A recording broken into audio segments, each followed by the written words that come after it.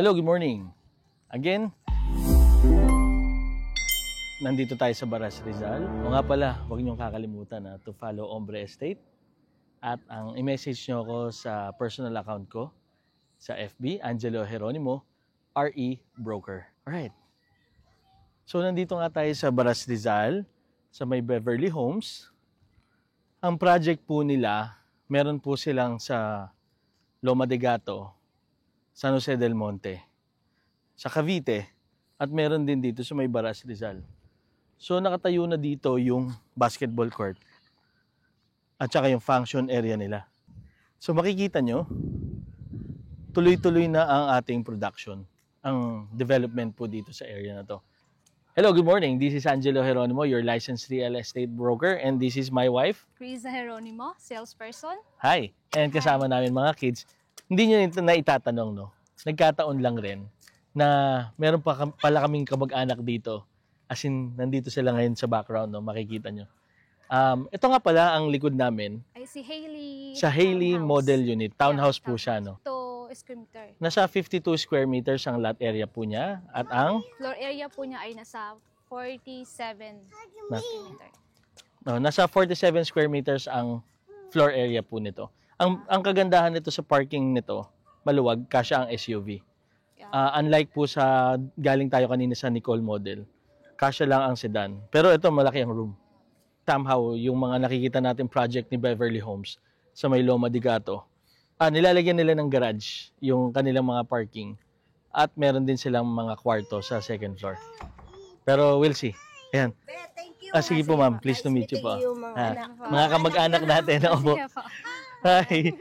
Mga Jeronimo rin po yan. Opo. What do you need, Gavin? Pag gusto niyo po magpa-reserve ng reservation fee, meron po siya, 10K po ang reservation. Nagre-range po ang TCP nito around 2,050,000 pesos. 50,000 pesos. Ang loanable amount nito ay 1,660,000 and ang ating DP na i-stretch at 24 months. So yung loanable natin amount na 1,660 at ang magiging monthly amortization nito para sa 30 years. Ang monthly amortization nito for 30 years ay 10,220.91. And just relax. Kasama namin ng kids kaya hi. Ang required salary po nito ay around 30,000. Tara, pasok tayo. Nandito po to sa may Sitio Painan. Pinugay, Baras, Rizal. Ito nga pala si Angelo Jeronimo. Subscribe na kayo. At magpa-reserve na. 10,000 pesos pasok lang. tayo. Alright.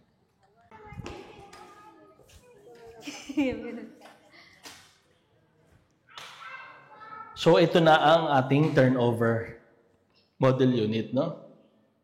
So naka-tiles, naka-painted, mataas ang ceiling. Dumihan lang doon sa loob. Normal yan, may gumagamit. Yan. Toilet and bath. At meron tayong 3 meters sa likod na laundry area. Ikot ko lang kayo, no? Meron tayong laundry area.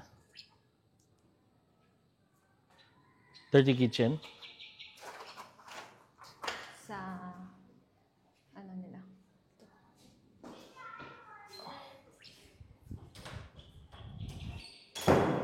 $2,050,000. 2,050,000.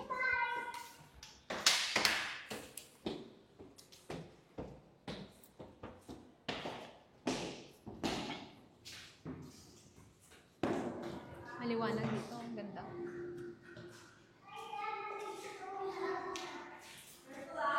Ang ganda yung floor. Kita mo yung bundok dito. Mga kahoy, mga trees. Relax, tahimik. Sa likod ko, ang Nicole na model unit, no? Actually, nabili na siya ng mga clients. Ang lot area nito ay around 36 square meters. Ang floor area naman po ay around 32 square meters. So makikita nyo dito sa paligid ko, mga bundok. Fresh air po dito. And yung mga Nicole na model unit dito sa ating side naman, halos sold out na. So from 1,150,000 ang Nicole model unit natin. 1,150,000 ang kabuuan. Meron tong loanable amount na nasa 850,000. Ang total down payment na 300,000, i-divide po yan sa 24 months, i-spread or i-stretch. So lumalabas po tayo na sa 12,048. Nasa 12,048 pesos. At yung loanable amount po natin, lumalabas lang po siya ng 5,223.60. Ang required salary po natin dito, pwede pong combine, around 15,000 po yan. Alright, pasukin natin ang Nicole Model Unit.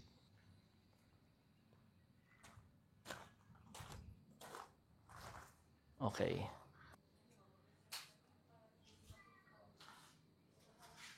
Okay. So, meron tayong toilet and bath sa area na to. At meron tayong 3 laundry area ninyo at saka dirty kitchen. Dito na rin kayo magluluto na area.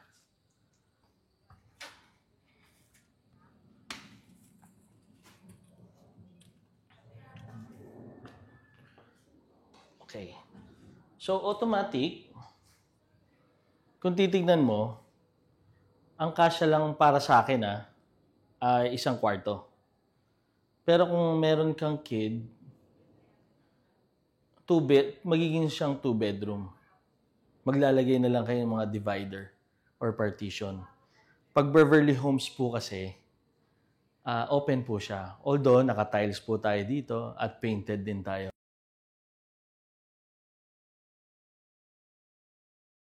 Ginagawa tong project natin, sinisimulan na 2 to 3 years.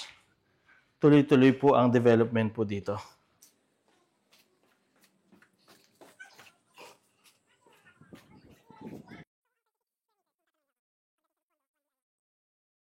Yan po ang Nicole Model Unit.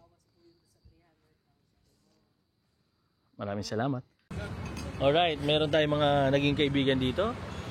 Lagpas lang ng bago magboso-boso na hotel, Capitalk Coffee.